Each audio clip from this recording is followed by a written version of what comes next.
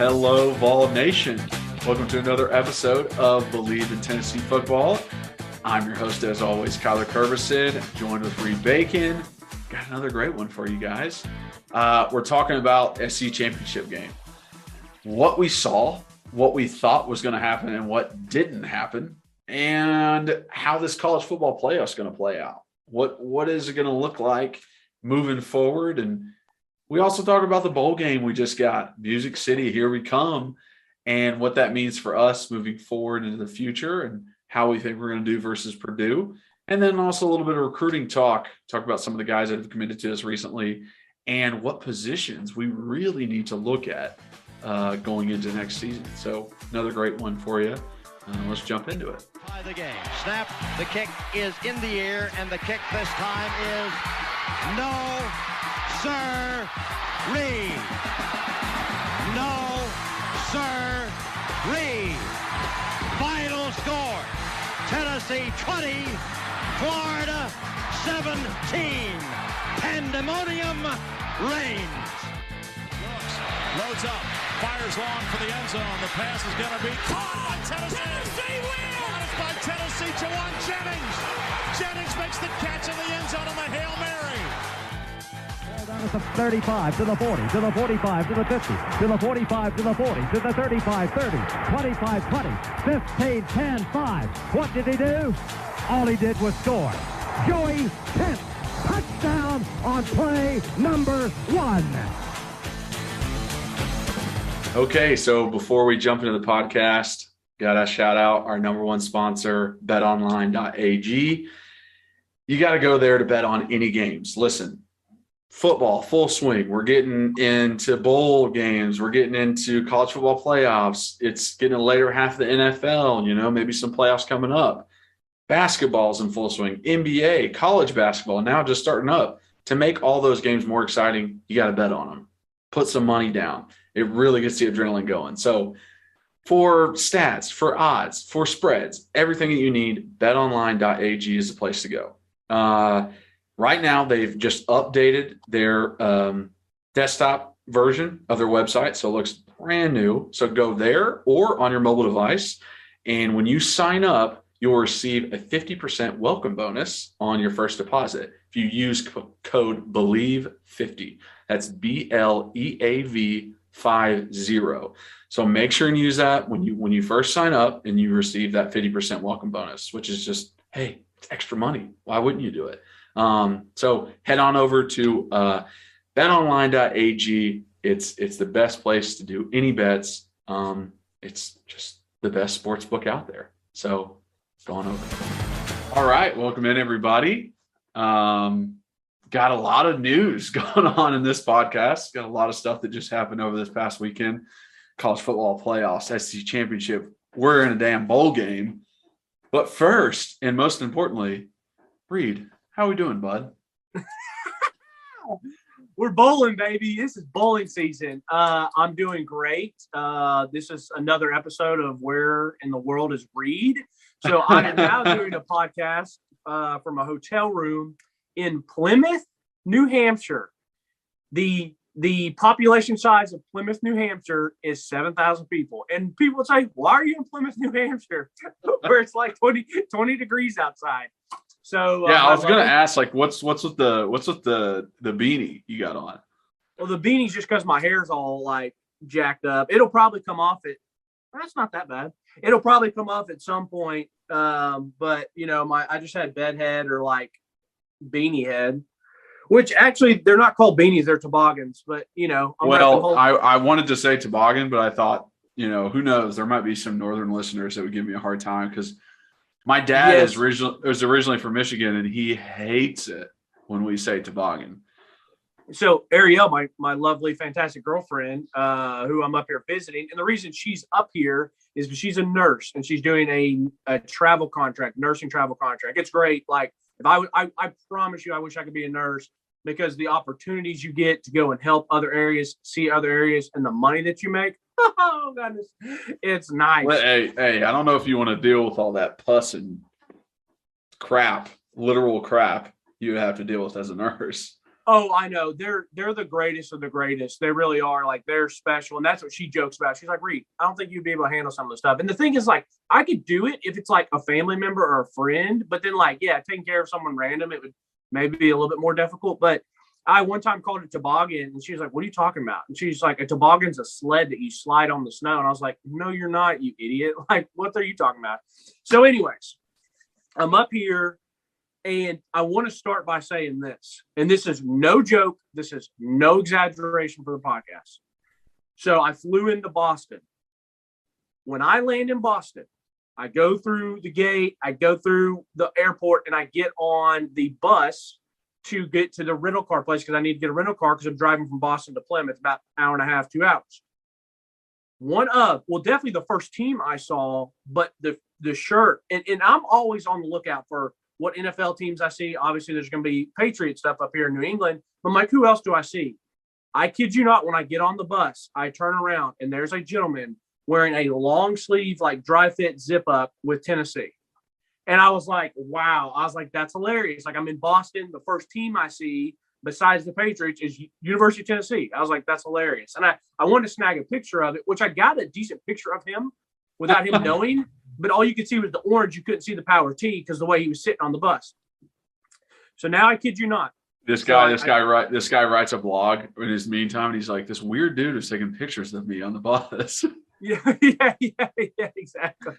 So he looked like a businessman. He looked like he was traveling for business, but he was just in his casual stuff because he had like his little briefcase and he had his 2 phones. So it was a typical sales looking thing. But then we're up here.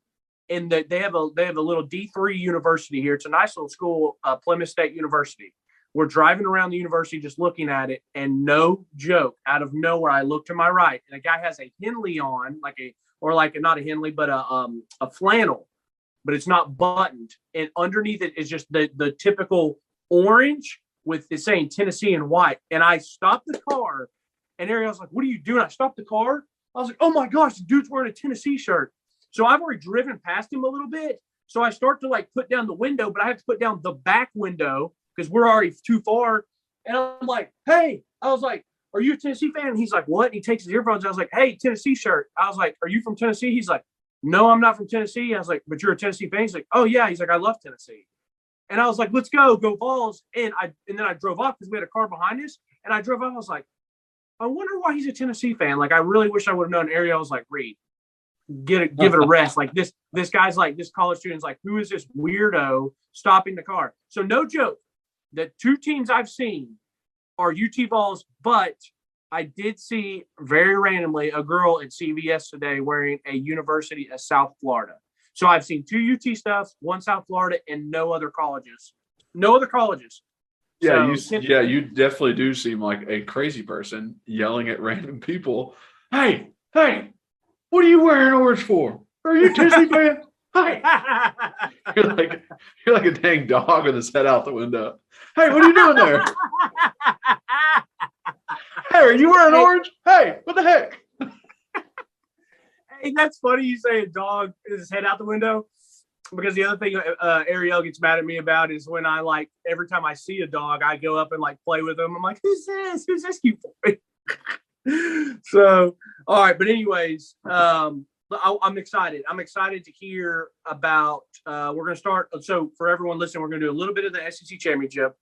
We're obviously going to talk about the bowl game because it just dropped. So we'll do a little bit talking about it, and then we'll actually get more into the actual matchup in weeks coming. I'm personally going to hit on just very, very minor recruiting stuff. We're going to save our recruiting pods for early signing day and actual signing day. So that's when we'll watch the films. We'll talk about breakdowns, all that stuff. But to start off, what did you think about the SEC championship? I was surprised. I definitely thought, okay, this is the year Georgia can do it. I'm like very on the fence because I don't even want to say if I'm surprised or not, because it is so in character for Georgia to shit the bed and Alabama to beat them. It is so in character for Alabama to get to a game and the team be scared of them and then to win outright, even though they were 6.5-point underdogs. Like, that is so usual. Like, that is the usual thing. So it's hard for me to say I'm surprised, but I definitely thought this is it for Kirby. This is his chance. If he doesn't take advantage of this, he's never going to be seen as that guy. Now, obviously, still has an opportunity to take advantage of it. They still have an opportunity to win the national championship. So, the book is not done. We're still writing the book right now. But, man, I did not see this out of Alabama with how close they played to Florida, to Auburn, to LSU, to us. Like, in no way did I think Alabama is the number one team in the nation, which is where they're at right now. The absolute turnaround from last week versus Auburn to this week is insane. I never would have thought. I mean, the offensive line in and of itself got whooped by Auburn's front four and front seven all game long. They got pressure on Bryce all game long. They couldn't run the ball to save their lives. And then all of a sudden, Bryce Young has all the time in the world versus this Georgia defense. Can sit back in the pocket, find whoever he wants. And Georgia was even playing man coverage a lot of the time on these top-tier wide receiver, like best wide receivers in the country in Minchie and Williams, and just playing man coverage versus them and getting their asses whooped. I mean, I've never seen someone move as fast as Williams did on that cross pattern across the field, and then he just went up the sideline. I mean, literally outran everyone on Georgia's defense. So I'm not, burying Georgia right now. I'm not saying there's no possible way they could win. I still think they could, and I think they're now pissed off like they should be. But, dude, I am upset that Alabama's in the playoffs. Georgia, I was rooting for you so hard, and I know, certain fans are like, I hate Georgia more because they're in the East, but I despise – I mean, definitely – I would say Georgia's not even on my radar of top three teams in the SEC that I hate the most. I would go Florida, then Bama. Then I would probably say a Kentucky or Vandy, not because we've lost to them, but because their fans are assholes and act like they're better than us when they're not. I mean, Vandy fans are saying they're better than us now because they won a couple games, and so are Kentucky. So it's just like I take those games a little harder than I do the Georgia game. So so a lot said there, and I want to react to some of it. First off, I am not more surprised from the week-to-week jump of how they looked against Auburn to how they looked against Georgia, because I watched that Auburn game and I was very surprised. But I was like, Bama has not shown me anything all year to make them think like they are hands down the best team or the hands down whatever. And so it's less about the jump that they meet from week to week, because that is a rivalry game. You can muck it up. It can be one of those games where they just kind of have your number. And I really, even though it was going to diminish the game yesterday, I really wanted Auburn to win. Because I wanted it, because like you said, I hate Alabama, I hate Georgia. I didn't want either of them to win the SEC championship. So I was hoping freaking Auburn would win, and then Alabama wins the SEC championship so that they're, they kind of blemish Georgia, and Georgia doesn't get an SEC championship, but yet Alabama still can't get in the college football playoff. But I don't think that would have happened, though. So you're telling me that you think if Alabama lost to Auburn last week but still won yesterday, they would still be put in? I don't think so. I think Georgia would have one loss. Alabama would have two losses. Michigan and Cincinnati winning their games. Cincinnati being undefeated, Michigan with one loss. It would go Michigan 1, Cincinnati 2 or 3, Georgia 2 or 3, Alabama 4. I think they would put in a 2-loss Alabama with a win over the number one team in Georgia, over a 1-loss Notre Dame, a 1-loss Oklahoma, a 2-loss Baylor. They would. So I think Alabama would still have been in it number 4. it's funny to say this because this is my least favorite thing to talk about is the what ifs on all those things.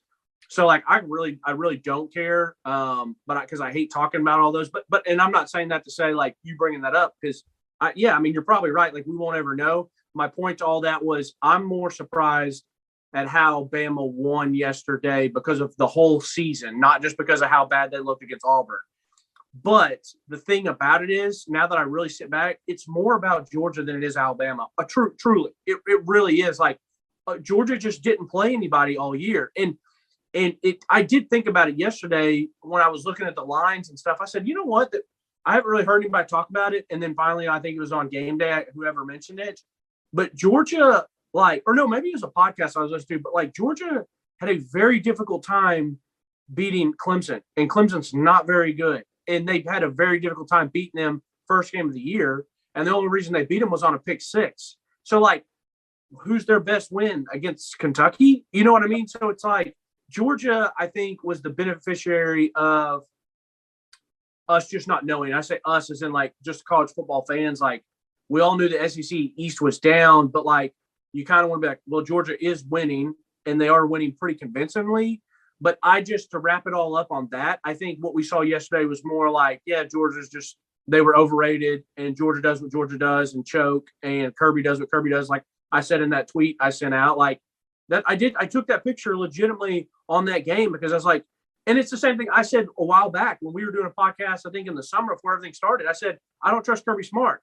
I said, I trust Dan Mullen more than I trust Kirby Smart. Now, Dan Mullen completely, just went down with the burning ship, but I don't trust Kirby, and I'm not ever going to trust him until he gives me a reason not to.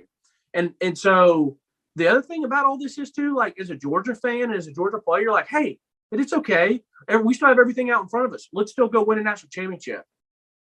It's still just a little awkward though now. It's like, so what? Now we're in, and now it's like, so yeah, I guess it's great. We're going to be a national championship, but it's like, we didn't complete the whole full season. And listen, as a Tennessee fan, getting a national championship ring without an SEC championship ring is pretty weird. It is, but and I get it. Listen, if I was a Tennessee fan and that happened to us, your boy is still elated, and I'm still going to say we won a national championship and all that. In 5 to 10 to 15 years, people are not going to maybe really talk about that. We're still going to have another national championship hanging. But it's just like a little like, what the hell? Like, it's just kind of like, I don't know. And I will be interested to see how they respond this next game.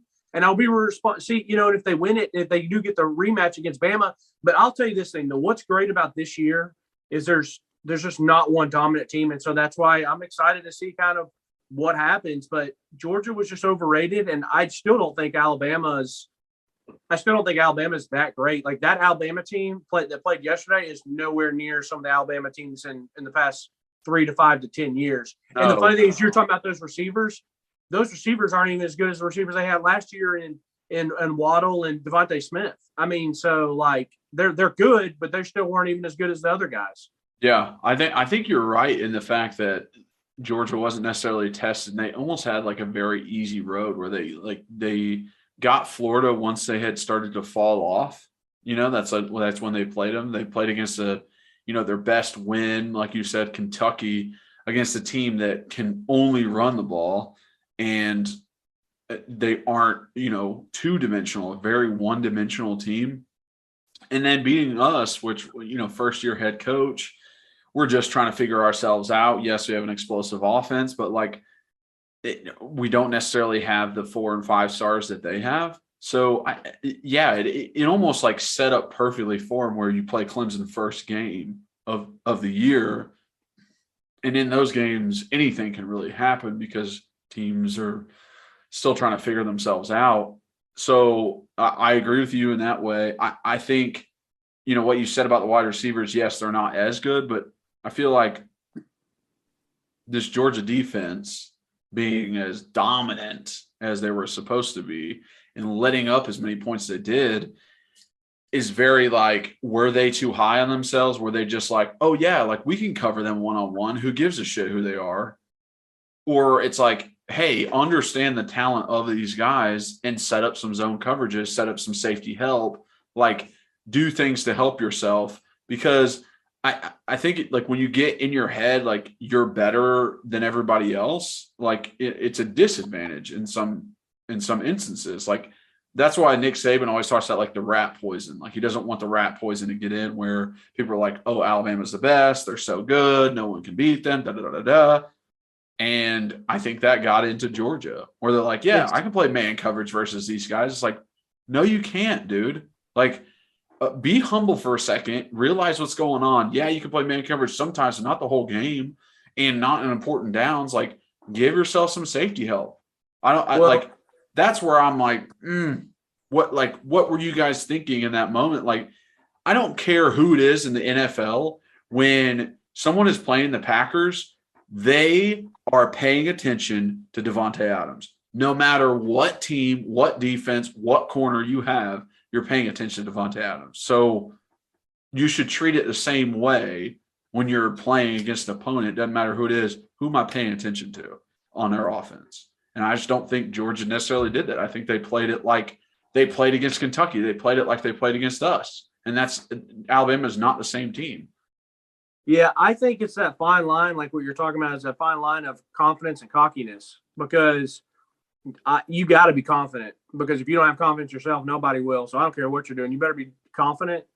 But I can also say that once you get hit in the mouth, sometimes if you don't respect your opponent and then you get hit in the mouth, sometimes it's too late, because you're already like, and luckily for Georgia, they might get a chance to regroup and come back and try to do it again. But I just think this college football season, in a way, it's a great season because there's not one team. We tried to anoint Georgia that dominant team, but they weren't.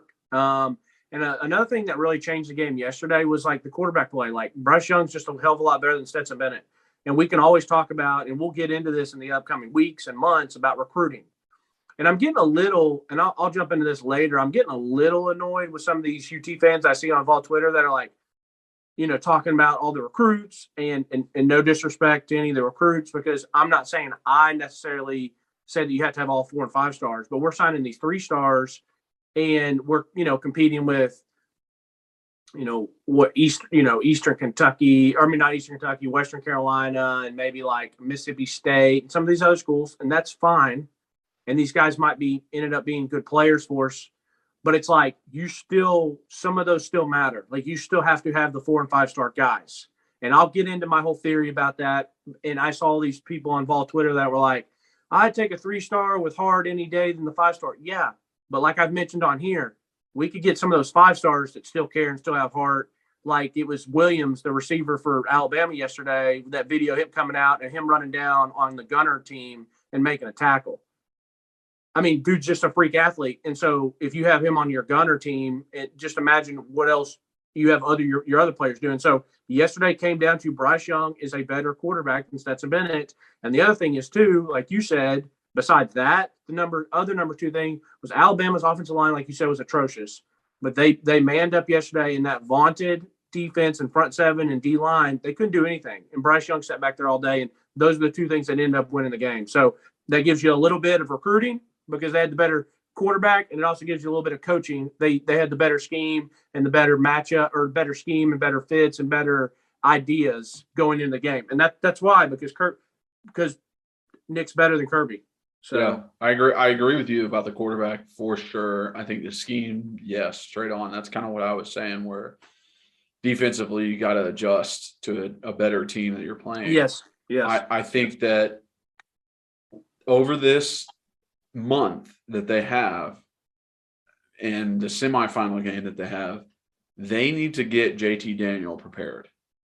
They do not need to depend on Stetson Bennett. Like, Stetson Bennett is not a national championship quarterback. You understand what I'm saying? Like, when you look at a team, this guy is not the one to win a national championship for you. And of any position on the field, the quarterback is the most important. Kirby, you have to.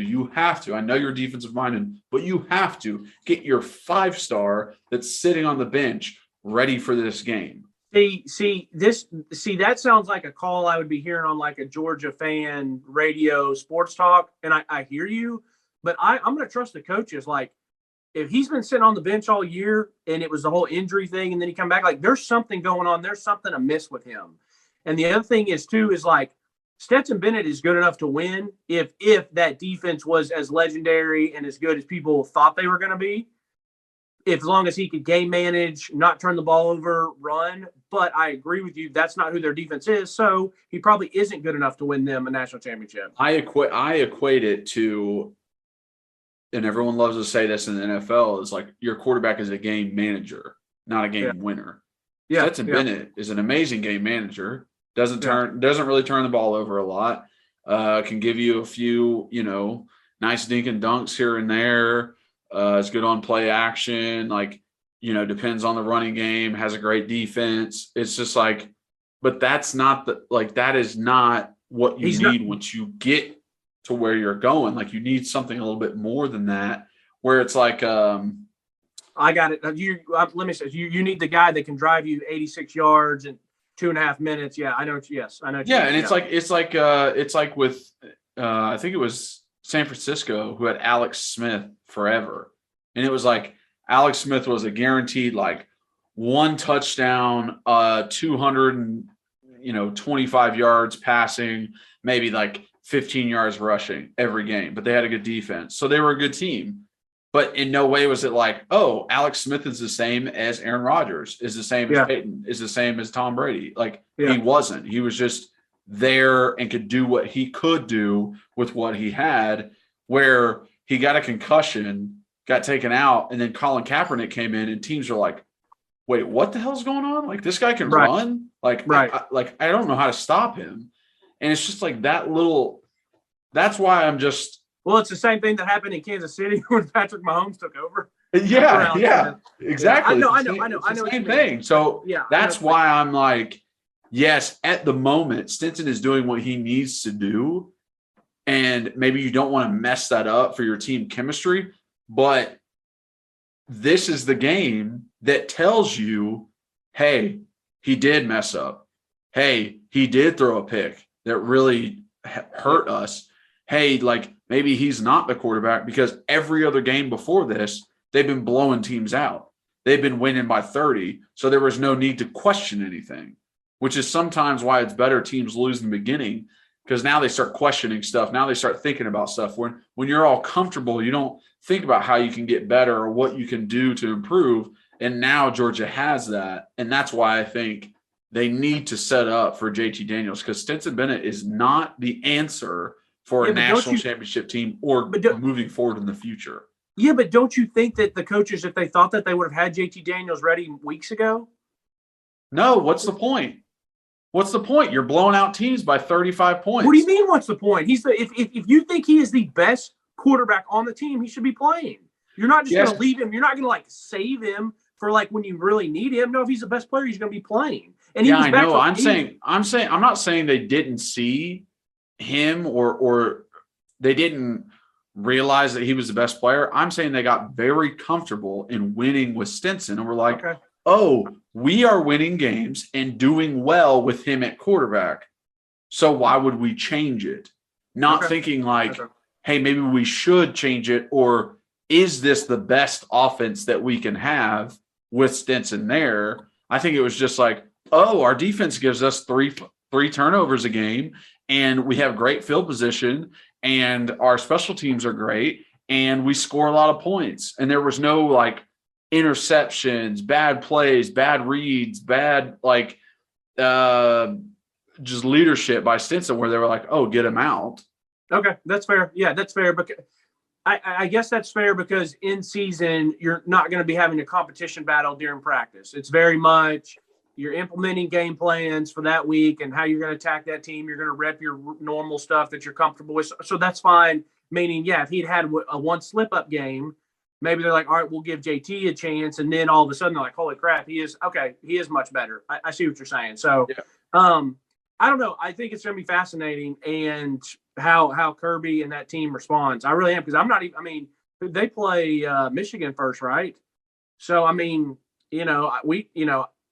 think Georgia will handle business. I've seen other crazier things happen, but, we'll see. We'll see. They still got to get through Michigan before they can get to Bama. So don't be looking ahead. If I'm a betting man, I'm taking that under for sure, whatever it's set at. I think it'll be a very low scoring game. And I mean, I have always said, Big Ten is not the SEC. They might want to claim that they are, might want to claim that they're close and they can do what they want to do versus us. But if you look at every bowl game with higher ranked Big Ten teams versus lower ranked SEC teams, the SEC teams win 9 times out of 10. So it's just, I agree. I just really don't see, I'm talking mess on Stetson Bennett and the Georgia offense, but I don't see the Michigan offense being as great as this, Alabama offense that just put up that many points on them. I just don't see them keeping up, especially with them being so run forward and not having a passing game. Sorry, go ahead. What were you saying? Well, I was just saying, if they would have a legit quarterback and have a good passing game to balance with their run, then I would, lean towards Michigan. But because they're so run heavy and they're so yes, we're going to run the ball on you. This is not the defense to do that. Yeah. Against. Yeah. Right. No, yeah, that's fair. I would just, if somehow Cincinnati beats Bama, I think I would cry. I would be so happy if that happened. I would too, but then I'd be like, well, dang it now. The one thing that I love about Georgia not winning the SEC championship is our man, Dan Harrelson, out throwing that thing out there talking about we're still going to have more SEC championships than them, which I love. The other thing is, too, I love that Georgia can talk as much nonsense as they want. They can say as much stuff as they want. You still haven't won a national championship since 1980. Congratulations. Your program's been a hell of a lot better than ours is lately, but just a few years ago, we were beating you, and you still don't have a national championship. So you're not at the table yet just because you can't sit down. It's like Georgia is the Shooter McGavin. They don't have the gold jersey yet. So as good as you've been, Shooter, you still don't have the gold jacket. So we'll see you on hole 9 at 9 o'clock. That's right. No gold jacket for those Georgia Bulldogs. Correct. I do love holding that over their heads. But like I said earlier, I don't feel this animosity towards Georgia in a way. I feel it a lot more towards Alabama. So if it does turn out to where it's Alabama, Georgia, I'm going to be rooting for Georgia. Yeah. I feel you. Let's jump into a little bit of the bowl games, or to the UT bowl game. It just dropped. So we're playing Purdue and we're playing them in Nashville. What's your thoughts? All right. So sorry to interrupt this amazing conversation, but we have a new ad. This is Lightbox. So say goodbye to dull gifts. Lightbox lab-grown diamonds are the greatest gift of the year. Using cutting-edge technology and innovative techniques, they've cracked the science of sparkle, creating the highest quality lab-grown diamonds that you can find at a light price, $800 per carat. They have the same chemical makeup of natural diamonds, but just are grown in a lab. Because of their process, they can create stones in blush pink and beautiful blue, as well as classic white. Lightbox lab-grown diamonds are the gift they'll never want to take off. Priced so they won't have to. They really do make any outfit sparkle. So visit lightboxjewelry.com to add sparkle to your holiday shopping. That's lightboxjewelry.com. Lightbox diamonds. Never a dull moment. I'm disappointed in the fact that we are playing in Nashville. It's all about money with bowl games, and I really do feel like Tennessee travels the best of any SEC team out there. I was hoping that we would possibly get a Gator Bowl or maybe an Outback Bowl, knowing that was a long shot. I understand why they put it in the Music City, but I'm still excited that we're in a bowl game. I mean, I picked before the season that we go 5-7. I didn't think we'd get into a bowl. I thought this was, going to be really tough rebuild. And the fact that we're sitting where we're at, we're 7-5 going to the bowl game versus a Purdue team that's no slouch. It's no joke. So if we can beat this team which I think we can, it looks great on Heupel, on the football program moving forward. An 8-win season with a bowl game in his first year. I'm excited that it. At all that being said, I'm excited it's in Nashville for enough. There will be a ton of Tennessee fans there, and not as much Purdue, which is a great thing. I think this is going to be like a good test for how good this team is now. I think like Ole Miss and Pitt, they didn't hit us at our best possible moment, our best possible playing, and especially Pitt. I mean, they're ACC champions, and we lost them by one score. We definitely could have beat them. Where it's like, okay, now we can show like we're not a team to be messed with. We're not a team that you think you can just roll over. Like, this is a good team in the East of the SEC. That's still doing this, but still going up. That's still right. Trending. Exactly. It's all about trending. You want to be trending up going into the offseason. I mean, just think about Pruitt a couple years ago. I mean, that guy loses to Georgia State and loses to BYU, but he was trending up, and that's what you have to have going into the offseason. He beat Nebraska by a point, and it was all the rage. We're going to the next season. It's the best team ever. Right, because you want that for recruiting, and recruiting is so important. So you want the trending to always be going up, so that these kids are like, okay, like they're not thinking that Tennessee just went like 7-5. They're like, yo, Tennessee, that big orange, that big orange tee. Like, I'm seeing it on SportsCenter, I'm seeing it on TV, I'm seeing it on social media. Like, it's just trending up. So I'll say this. I'm so happy you said it, because I'm going to echo. Even though I said that we would go 6-6 and then go 7-6 as we win the bowl game, I am so proud and happy that this team in his first season won a bowl game.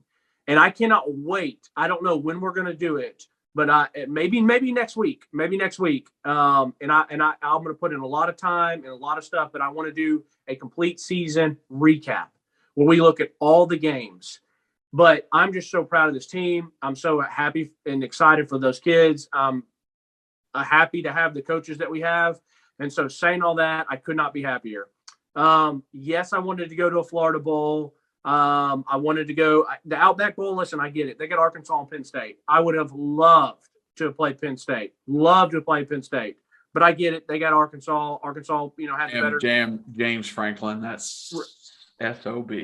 Yeah, so I would have loved to have played them, and I love that matchup better than Purdue. And the Gator Bowl would have been Wake Forest versus Texas A&M. I get it. Like, even though I called it, and Jimbo's a fraud, and he never lives up to expectations, and he's always a bunch of fake hype. I don't understand the love for Jimbo, but I would have loved to have played Wake Forest. Yeah, he has given the number one team in the nation their only loss. And I think you get in trouble as a program when you're paying a guy $7 million or $8 million a year, and you're expecting him to be contending for playoffs and national championships and SEC championships, and he doesn't sniff that. So that's what I would say. Be careful. Like, congrats. Like, Hugh Freeze, who I do think is a good coach, he was beating Bama a couple times a year, but that doesn't mean that, like, he's going to be taking you to where you want to go if you're a program that wants to go to a national championship. So anyways, I'm fired up to be in Nashville, or I'm fired up for the bowl game. I think Nashville is great because, like you said, I think there's going to be – obviously, we go everywhere. So Tennessee will have a lot of fans there. We already have a lot of fans that live there. But I will say this. Don't sleep on Purdue, because I don't think that's that far of a drive as people expect coming down south. Like, and everyone wants to go to Nashville. Like, when I used to live in Nashville and there were bowl games and stuff, everyone was like we think of like, oh, it's a Florida Bowl. Let's go down there, be in the sun for a couple of days, go to Florida and maybe enjoy the beach for a day. Like, there's like teams like, I remember when Iowa was playing in the Music City Bowl against somebody, and I remember when Northwestern was playing in against Auburn, and you would not have believed the amount of Iowa people that traveled and the amount of Northwestern people that traveled, all because it's like, well, we want to come experience the Nashville, Broadway, honky tonk, cowboy wearing hat, all that nonsense. So I think Purdue will have a good turnout. And lastly, this is the one team I didn't want to play. I did not want to play Jeff Brum, and I did not want to play Purdue because I feel like now this is funny because I didn't watch one Purdue game all year. I didn't for whatever reason.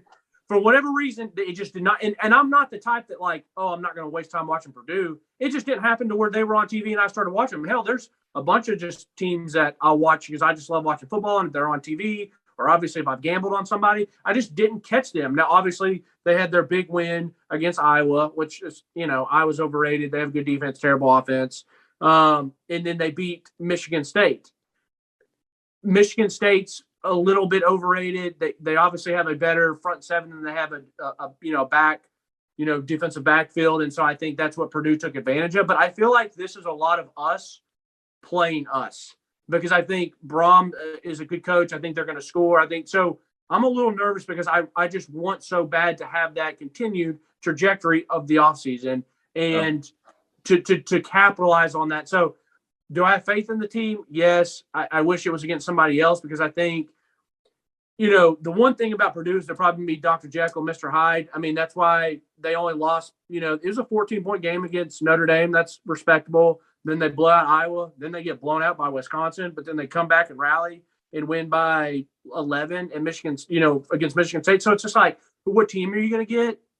And then, I think with Purdue, they are a decent team. They are an 8-4 team. As much as an 8-4 team can be an 8-4 team, I think that's a great way to put that. Great way to say that. I think they caught Iowa and Michigan State in the perfect spot to beat them, where Iowa comes off a huge win versus Penn State, makes them number 2 in the nation, and they're like, yes, all this stuff, and it's the down week. It happens so often where they win the big game, they put so much effort into it, and then it's a down week. Same thing with Michigan State. They beat their in-state rival. They're seen as little brothers to Michigan.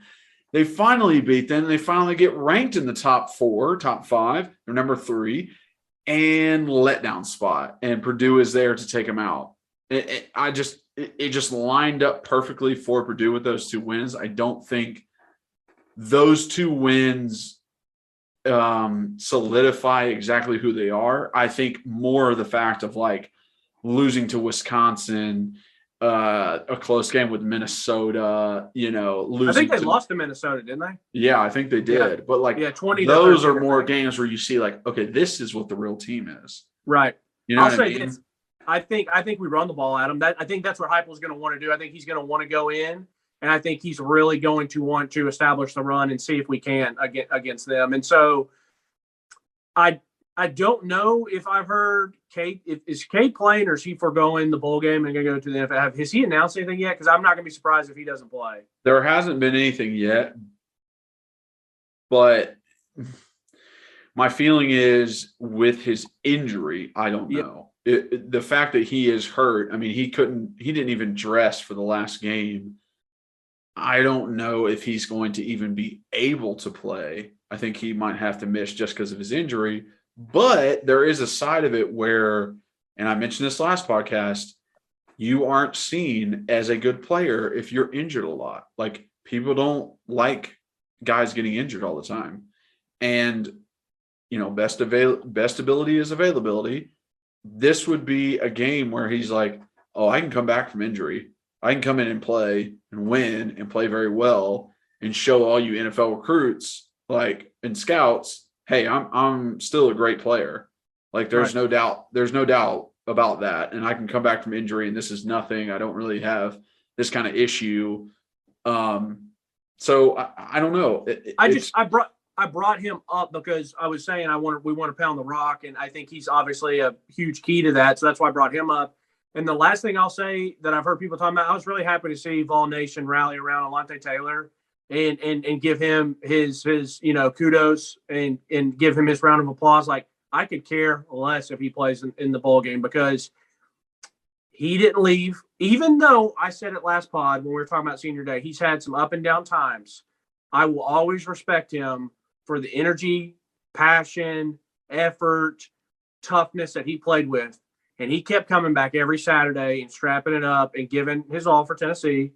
And I hope that, he can go and have a good pro day and have a good senior bowl and all that type of stuff. And get it. He's going to get a chance, but I hope he does that. And so I'm totally fine with him not playing. I really am, because he didn't leave, and then he stayed, and he sought it out. And I wouldn't fault some of those other guys. I don't think it's going to happen, but like if a Matthew Butler didn't play, I'm like, bro, you did everything you could for us. Like, I understand it. So I hope we have as much as a full team, because like I said, I want to keep that trajectory going, and I'm happy that we're in a bowl game. And, Purdue makes me a little nervous, but hey, that just means I'm more excited to watch it and see how we do. True. Very excited for that game. I cannot wait. Like you said, I cannot wait to keep the trajectory moving up. And Heupel to, like I said in the beginning, like make a statement, like have a statement win. Because I think wins versus Missouri and South Carolina aren't necessarily statements. The Kentucky win was more of a statement, but having that good statement win at the end of the season, being like, this is supposed to be one of your best teams in the Big Ten, really? Like this team, like we're going to beat the crap out of them. So right. I love that opportunity that we have. Let's move into recruiting. Everyone loves recruiting, every single fan out there. And there's been a few that we've gobbled up over these past weeks. Now we're, like you said, we're not going to dive too deep into it, but some of those guys that we see and what we expect out of them moving forward.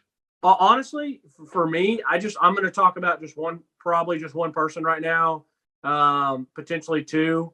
But really, I'm just going to start with, it's super disrespectful, so I don't want to call him Rodney Harrison's kid. So it's Christian Harrison. Is that correct? Yep. So I have not got to watch film.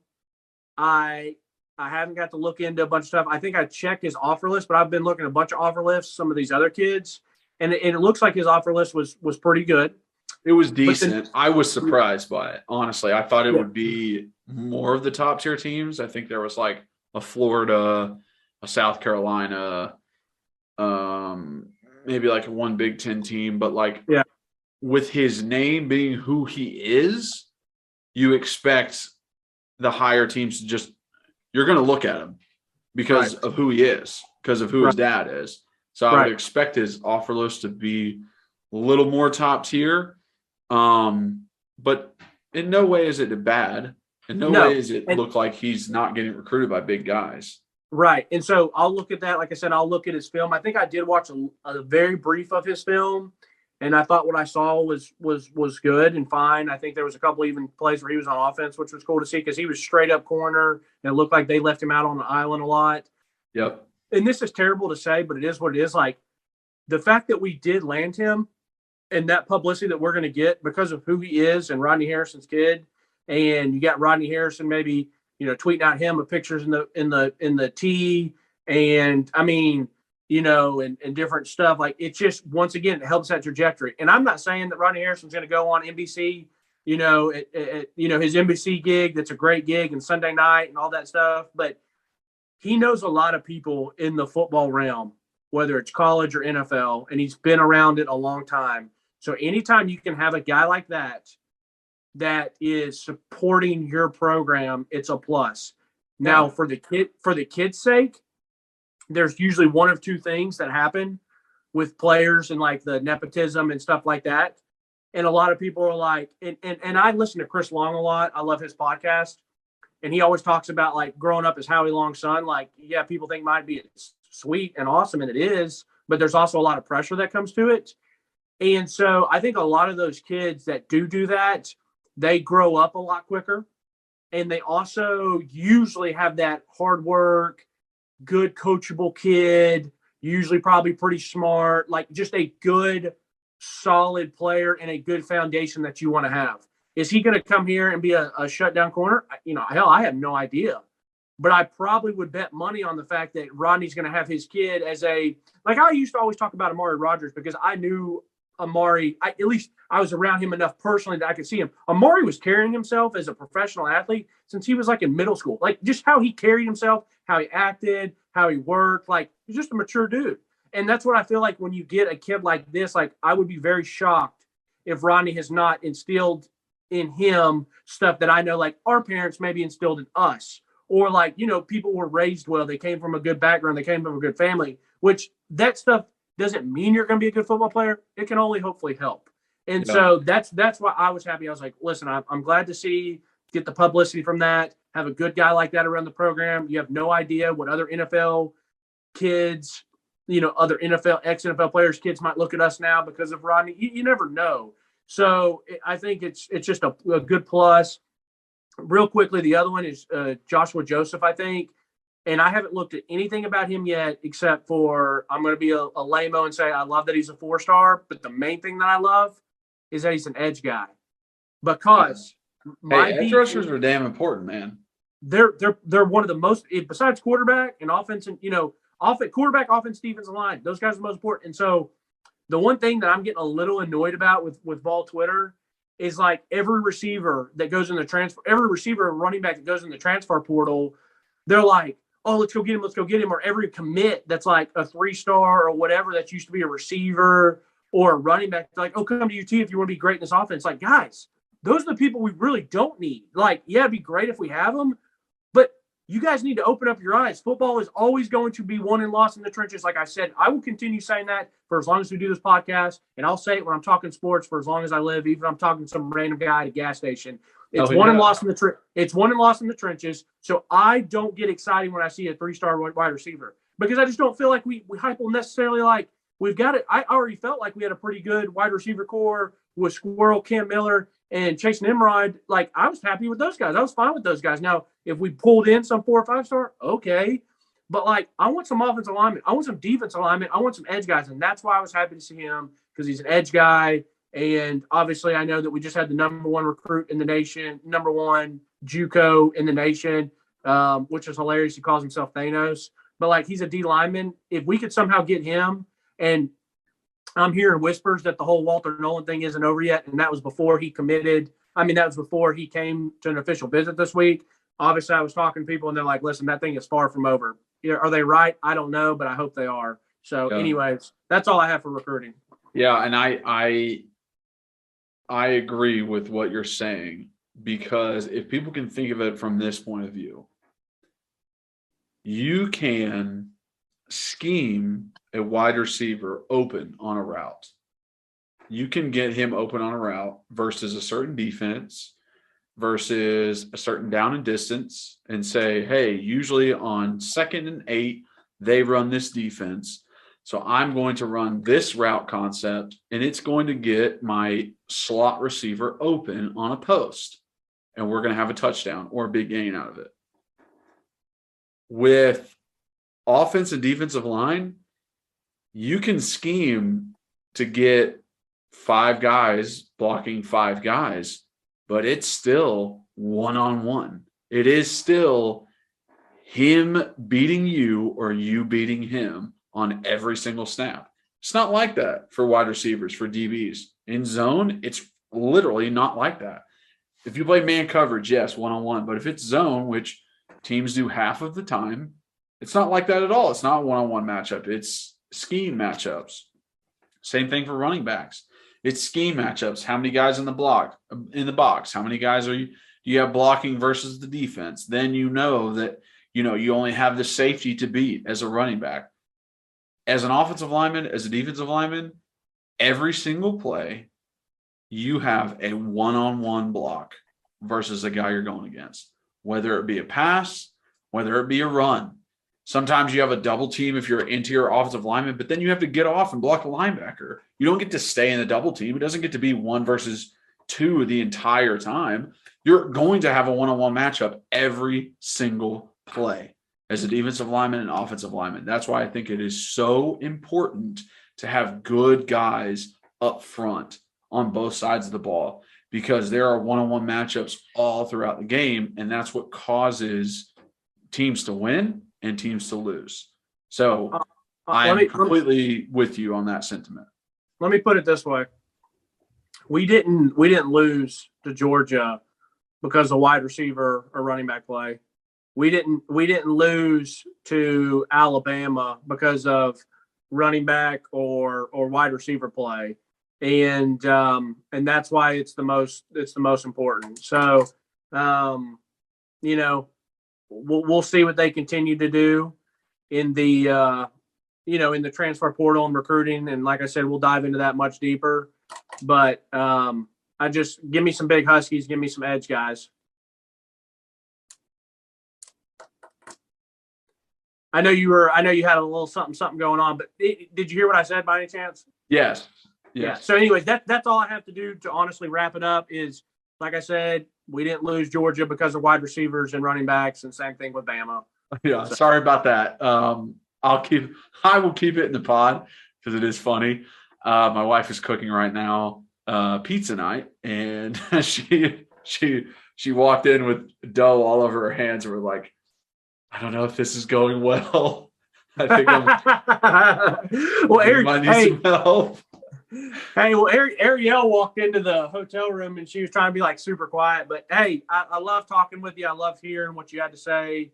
I'm excited for these next podcasts. I really am. Like the season was over and I love breaking down the season, but I'm excited to get into talk about more bowl games, and I'm excited to talk about some off-season stuff. Like, it never stops. So like I'm couldn't be more excited. So no, this is a 24/7, 365 sport. Football is. So very excited also. And actually break down stuff that I think that's what our podcast delivers. Like during the season, it's breaking down the film and letting people like concentrate on plays that are very impressive. And then during the off season, it's breaking down a film of recruits and letting people understand like how it's viewed from a player's perspective on different stuff. So very excited as we move forward. Appreciate you guys watching and listening. You're the best as always. All the likes, the comments, the rating on all the podcast platforms. Y'all are awesome. We're always looking at comments and want to answer them. And please feel free to keep reaching out to us with questions, whether that be on Twitter, where you can follow us at Believe in Tennessee, or at Kyler Curbison, or at RBacon26, or on YouTube in the comment section. It's honestly great to see. I love talking with you guys and reaching out on either our email, bleavintennesseefootball@gmail.com, or our phone number, 865-322-9232.